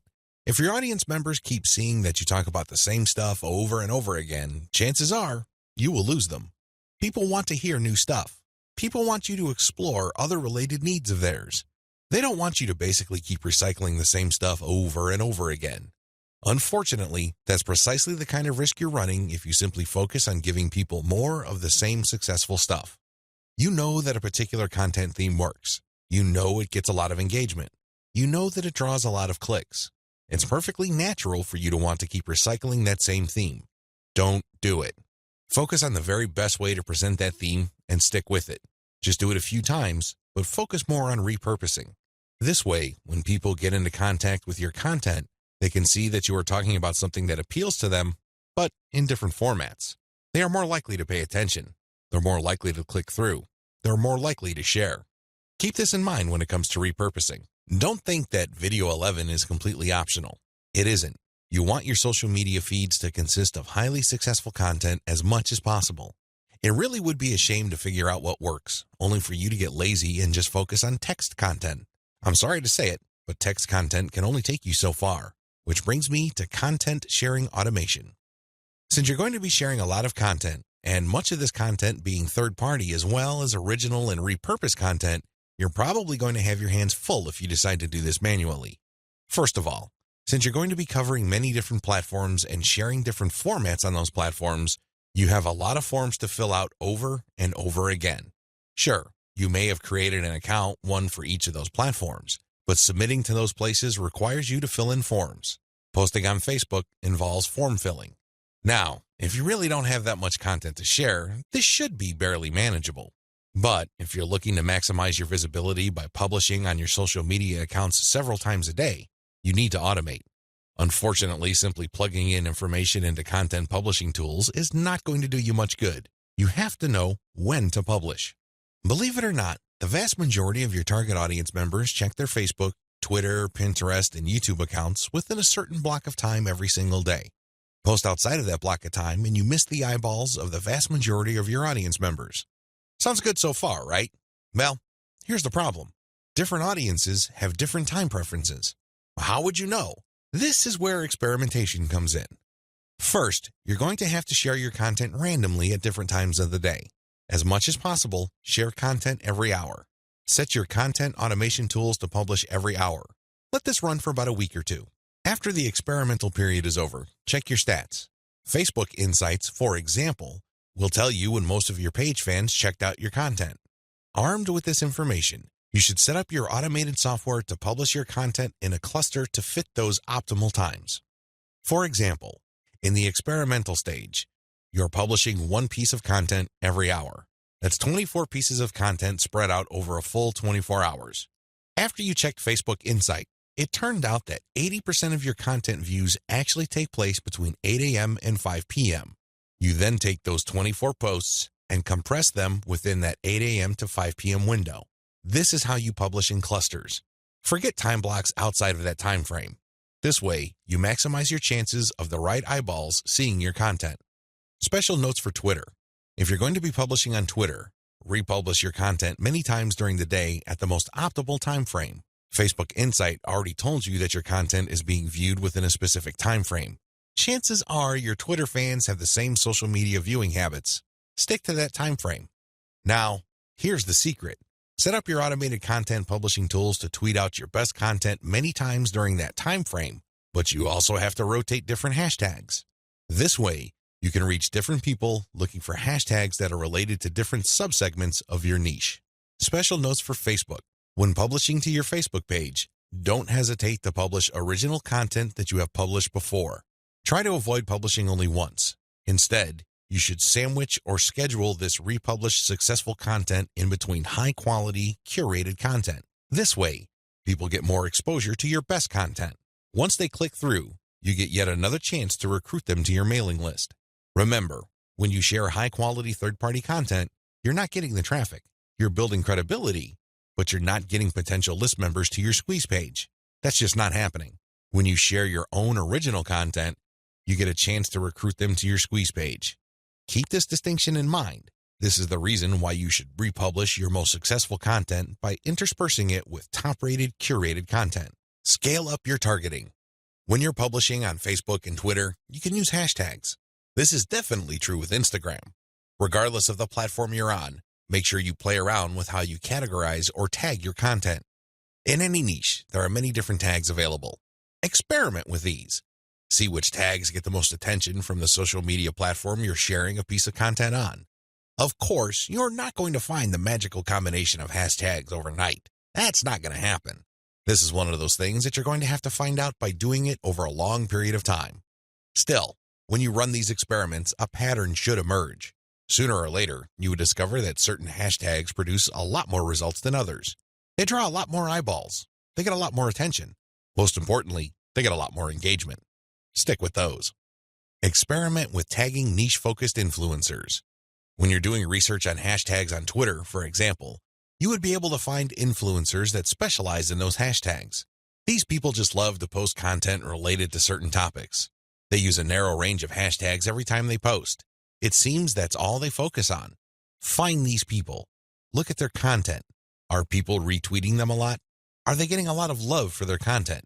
Do they get a lot of engagement? Are people responding via Twitter? It should be fairly easy to see which accounts are influential in your niche and which aren't. Don't just focus on how many followers they have. Instead, look at the total amount of engagement they get, and also pay attention to the ratio of followers they have to the number of accounts they follow. For example, if I find Mike Smith to be a big poster in my niche because it seems that he just seems to rotate among the 10 hashtags that are most relevant to my niche, I look at his followers in relation to the number of accounts he's following. If he's only following one person, yet he's being followed by 15,000 people, Mike Smith might be an influential person. I say that he might be because I'm also going to have a look at the engagement levels of his posts. Are his posts getting a lot of retweets? Are a lot of people responding? Are a lot of people clicking the heart icon? If his content has these factors, then his account is probably worth following. Most importantly, you should tag influential people on Twitter when you post. You use your most powerful hashtags and you mention them in your post. This can help you get on their radar. These people would be put on notice that you are also sharing content that is similar to the stuff that they are interested in. If they check out your stuff and they like what they see, don't be surprised if they share your content with their following. Engage with them. Let them know about your questions or suggestions. In fact, you should engage with them so much that you can possibly create a relationship where they would publish your guest posts if they're bloggers, or discuss whatever it is you're doing on their social media platforms. At the very least, when you partner with them, they become part of your content distribution network. In fact, a lot of them can even get you interviewed on influential blogs in your niche. Don't think that influencer engagement is simply restricted to tagging people. That's just the beginning. It's actually the tip of the iceberg. They can do so much more for you. You just have to continuously engage them and be social. This doesn't mean that you have to kiss their butt. This doesn't mean that your stock response to all of their posts is amazing post or great post, I love it. That's not going to work. That's not going to push the ball far enough. You have to actually engage. And oftentimes, this might seem like you're criticizing them. This might seem that you are offering a negative view, but you need to get their attention. You need to bring home the point that you actually know your stuff and that you are also credible in the same niche space. That's how you get them to take you seriously. That's the kind of engagement that builds respect. Otherwise, you're just going to look like another member of the choir. They really don't have any incentive to interview you or post your guest content. Why should they? You're not really sharing any information or suggesting any points of view that are different or distinctive. Experiment with paid traffic. Only after you have spent a lot of time drumming up free traffic from social media marketing should you even think of buying traffic. I know this sounds a bit extreme, but it's the absolute truth. Why? Well, in the beginning, you don't know when your target audience members will be reading your content. In the beginning, you don't know what their demographic breakdown looks like. How many males compared to females are in your audience pool? Do males or females like certain types of content that you share? What are their age ranges? Where are they located? I hope you see the big picture here. You have to use free traffic to do initial audience intelligence. Once you've gotten all these important insights, you can then start paying for Facebook ads and other platforms' ads. If you start any earlier than this point, you probably would end up wasting your money. Study your statistics first.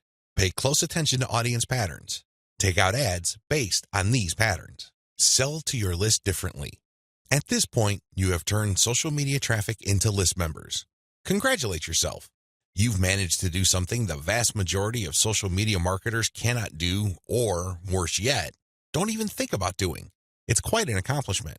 Unfortunately, even at this point, it's still too easy to drop the ball. In fact, a lot of people who have mailing lists stay with one mailing list. They think that as long as people who visit their blog sign up to their mailing list, they're good. Well, at a certain level, they're correct. A certain percentage of those list members will buy affiliate products that you promote on your list. A certain fraction of your mailing list will buy your original products. Some may even visit your online store and buy merchandise. But the problem here is that if you accept this scenario, you are settling for cents on the dollar. You really are. Don't you want to maximize the value of all your hard work, focus, and energy you invested in your venture? Wouldn't you want to maximize your return on effort? If you want to get maximum results from your mailing list, You have to sell your list differently. There are really no two ways about it. Every other approach would lead to, at best, mediocre results or, at worst, no results at all. Keep the following tips in mind. Use different content on your list. When people join your mailing list, chances are they join because they got exposed to some of your content. They already know what you talk about. They are already familiar with the quality of your content. They understand the themes that you focus on. That's why it doesn't make any sense for you to feature the same exact content on your list. Sure, you may make some changes. You might change the title. You might even switch things around. But people aren't dumb. They can see right through that. They can see that you are recycling content and feeding them stuff that they have probably seen before. Do you think this kind of practice builds confidence? Do you believe that doing things this way will build trust? Of course not. You have to use different content. What kind of content will you have to use? Well, first of all, you already know what your most popular pieces of content are. Start with these. No, I'm not talking about republishing them. I'm talking about analyzing them and seeing where the gaps are. Are there any questions that are left unanswered? Are there any questions that were raised by the answers that you gave in those popular pieces of content? These should be enough to get your mind going as to the kind of finely tuned, high-value content that you're going to be sharing on your list. Remember, your updates are the ultimate reward to your list members. Sure, you may have positioned your squeeze page to reward subscribers with a premium, but once they downloaded that premium, they really have no other incentive to keep reading your emails. Do you see how that works? So do yourself a big favor and make sure that the update content you send is the reward. That's how you get people to open your emails and read your materials over and over again. Reward them for being on your list. Don't drop your guard. Don't take it easy. Don't give in to laziness. This is your time to rise and shine. Everything else that happened before this was just a dress rehearsal. This is it. This is where the rubber meets the road, and you better perform. Use premium content. If you really want to hit the ball out of the park with your mailing list, send updates that really highlight how original the content is. Well, how do you do this? Use social proof for case studies. These are testimonials of people that have taken your advice or who have experienced certain things that you talk about. When people read these stories, they can't help but be engaged. They can't help but be absorbed into the narrative. These people sharing their testimonies are real flesh and blood human beings with real problems that your readers can relate to. That's the kind of compelling content that will take your list to a whole other level. Why? Most of your competitors are just recycling their stuff. Sure, they're recycling their best stuff because that material is tried and proven, but they're not really distinguishing themselves. They're not really doing their brand any favors by taking the easy way out. You have to commit to doing things differently. This is how you build loyalty around your content. Remember, when you're running a mailing list, your content is composed of the emails you send out. No more, no less. Upsell, upsell, upsell. I can't say the word upsell enough. If you want your list to make money, you have to upsell. Now, you don't have to be a hero. You don't have to overdo this. You don't have to come off like some sort of super salesman. If you're like most people, you know how annoying pushy salespeople are. You probably will push back. You will probably tune them out and unsubscribe. I can't say I blame you. That's how most normal people respond to pushy salespeople. By upsell, I am just telling you to send content that highlights a problem and a solution. That's all upselling is. You remind people of their range of problems, and you remind them of certain solutions to them. Now, of course, just like with most things in life, there are good solutions and even better ones. Your job is to send email updates that get people excited about finding a solution and laying out common solutions that are good, but are not the best. What you're doing here is you're drawing their attention to the very best solution to their problems. For example, if you run a social media marketing mailing list, you can tell people that creating picture quotes and videos from pictures is a great solution to their original content needs. But an even better solution would be to automate these materials where people just click on images and all of a sudden, a video is created. It saves a tremendous amount of time, effort, energy, and most importantly, the created video would then automatically be uploaded to their social media accounts. That's the kind of distinction between good enough solutions and obviously superior solutions. That's how you upsell people to your list. You're still providing value. You're still answering their questions. You're still addressing their needs. But you're laying out a range of options. They can try to do things on their own or try to do things the way most people handle the problem, or they can try something else. When they look at that something else, that's when you sell your affiliate product, your original product, or your service. Regardless of how you do it, you need to upsell, upsell, upsell. I wish I could tell you that this was easy. I wish I could tell you that this is just a simple matter of laying out some alternatives and then playing up the best solution. The best solution, of course, pays you a commission and you make money off each sale. Unfortunately, it's not that easy and it's not that simple. Here's the reason. When people join your mailing list, they actually have different motivations. Some people are there because they just want to get the freebie, but they're too lazy to unsubscribe. You cannot really get rid of these people. These people don't open your emails. They cannot be bothered with reading your emails. They really don't do you much good. In fact, they can harm you because if there's enough of these list squatters on your list, your mailing list provider will charge you more money at the end of every month. You have to actively filter out your list based on open rates so you can get rid of these individuals. Again, you cannot eliminate them entirely, but you can minimize their numbers. Other people are initially excited about your mailing list, but for some reason they stopped reading your emails. Even others constantly check your emails, and they really love what you have to share, but the problem is they feel that your premium offers are simply too expensive. Now let me clue you in on a secret. When somebody tells you that whatever you're offering is too expensive or too unaffordable, what they're really trying to say is that you haven't completely sold them on it yet. Alternatively, you haven't completely filtered them yet. Either they're not motivated enough or you did not give them enough reasons to be motivated. Regardless, they're still on the fence. You need to push them off the fence. Expert salespeople know this because in the big scheme of things, there's no such thing as unaffordable. If you talk to somebody and you convince that person that they absolutely need to buy your product, there's really no difference between a $10 product and a $1,000 product. They will get that product because you have elevated their perception of that product to the realm of need. People take care of their needs first. Their wants are often left at the back burner. I hope you understand this. I hope you get this. It's not because your affiliate product is too expensive in absolute terms. Instead, it's because you have failed to either qualify the prospect or make your case. And this is why simply upselling by itself is not going to work. You have to take the next step, which I'm going to describe below. Use the $1 list filtration method. You have to filter your list members into two groups, interested people and interested people who buy. These are two totally different groups of people. Now, please understand that just because people open your emails religiously, it doesn't necessarily mean that they would buy from you. Like I said above, maybe you did not present your case properly. Maybe you did not qualify them properly. This $1 list filtration technique that I'm going to teach you enables you to filter your list members properly. What you would do is, instead of trying to upsell people to $19.95, $34.95, or $349.50, or any other similarly priced products, everything that you're going to be selling on your general list will be priced $1. No more, no less. By general list, I'm talking about the list all people who sign up to your mailing list get on. This is your default list. I want you to treat this general list as your starting list. This is kind of like the vast, unfiltered, generic mass of people who are interested in your brand. When you upsell people using $1 offers, you enable people to segregate themselves based on their motivations. These are people who are motivated enough to spend $1. In other words, they see the value in your content, and they are willing to put their money where their mouth is. Now here's the secret. There's really very little distance between paying $1 for something and paying $100 for something. This is a lesson I learned firsthand.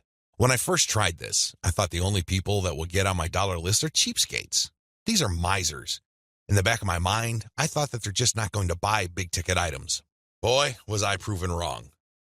If somebody is able to psychologically hurdle the distance between 0 and 1, they can, given enough exposure and enough content, hurdle the difference between $1 and $100. This is not theory, nor is it speculation. I see this all the time with my own two eyes.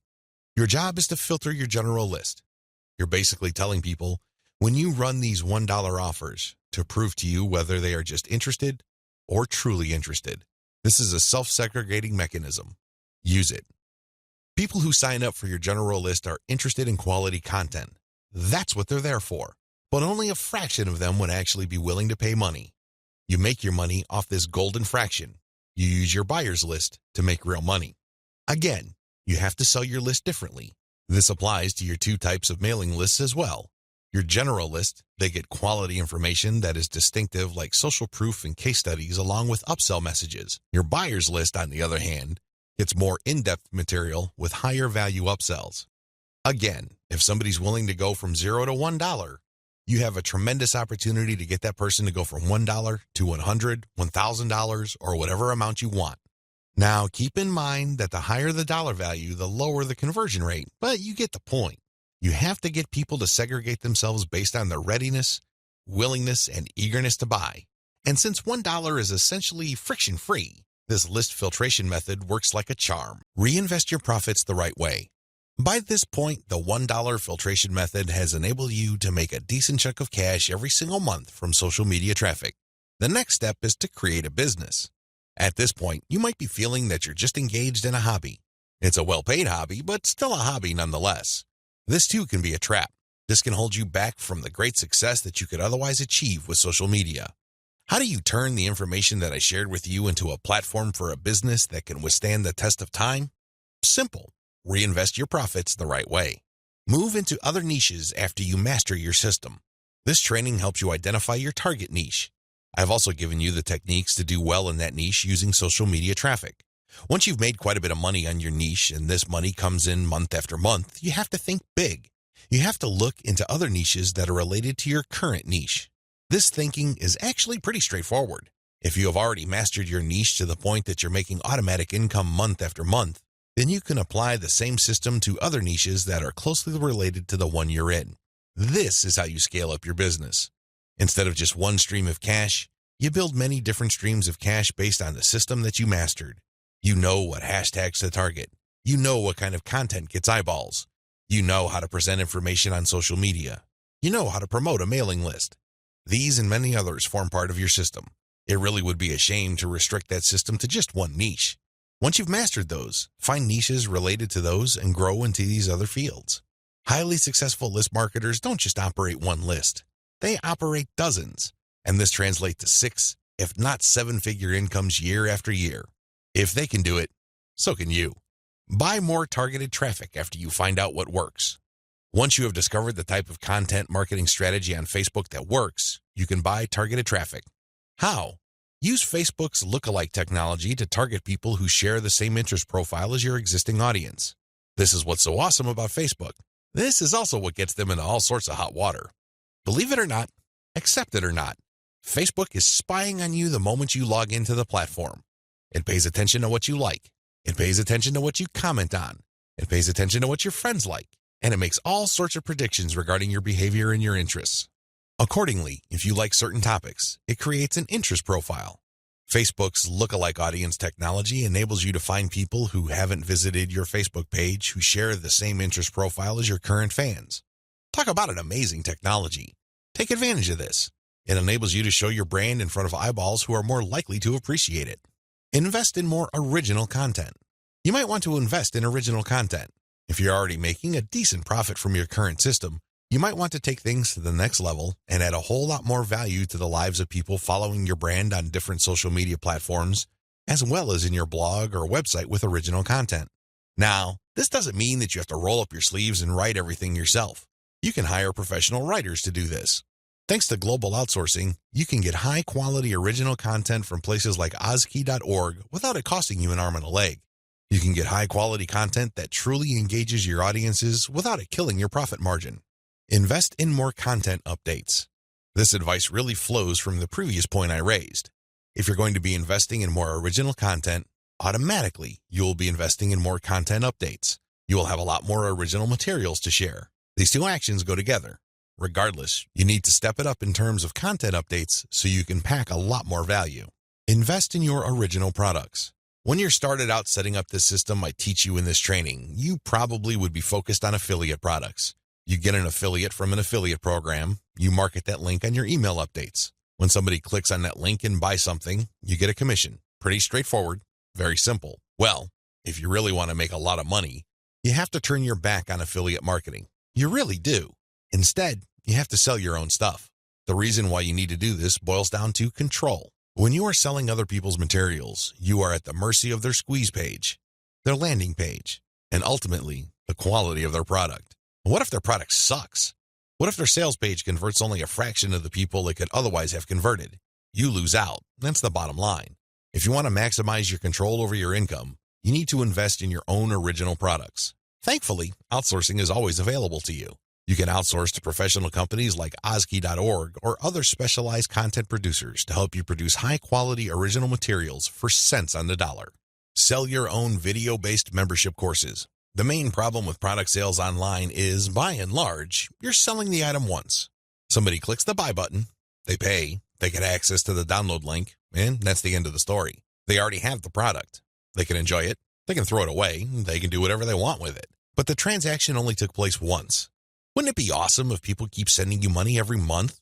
Wouldn't it be great if you get recurring income? Well, that's exactly what you can enjoy when you sell your own video-based membership courses. For example, if you have a gardening blog, you can set up a video-based course where you teach people the ins and outs of garden cultivation. Every single month, each member's PayPal account or credit card account is billed a certain amount.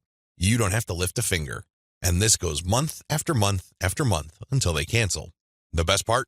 You shot the videos once, yet you make money off them month after month. How awesome is that? This is called passive income. And the great thing about this is that you don't have to stick with video. It can be any kind of membership. Maybe you can give them access to pictures. Maybe you can give them access to files or even software. It doesn't matter. What they're paying for is the right to download that material month after month. This is the key. Recurring income should be your ultimate goal. This is how you maximize your effort. You're putting in less work while getting more money out of the system. Unfortunately, this is not something that you can master getting out of the gate. It also doesn't happen overnight. You have to pay your dues by doing the other steps above first. Conclusion. Social media marketing confuses a lot of people. It definitely leads to a lot of dead ends if you let its myths get the better of you. This training shines a light on one effective way of using social media exposure to turn social media reach into cold, hard cash in your bank account. While I'm not claiming that these steps are easy, they are doable. You just need to follow instructions. You need to conduct experiments and focus on what works. The key here is to use this information to fit your particular set of circumstances, to produce practical, actionable steps that you can use to earn a truly passive income. Don't move one step ahead until you've mastered the previous step. Now that you have all the information that you need to succeed, please understand that none of this will make you rich if you let it stay in your head. Not in a million years. You have to take action on them. You have to get that sense of urgency that you need to make this information a reality. The longer it stays in your head, the less likely your finances will change. Give yourself a deadline. Commit to a firm start date. Once that date comes, start. You don't have to be a hero. You don't have to hit a home run the first time you step up to the plate. As long as you're making a small step forward, that is good enough. Why? A small step forward is still a step forward. You have to keep doing it. You have to take step after step. It doesn't matter what side of the bed you woke up on. It doesn't matter what you're feeling. None of that matters. What matters is you stick to the plan. If you're able to commit and focus, you will succeed. I wish you nothing but the greatest success. Thank you for watching this training.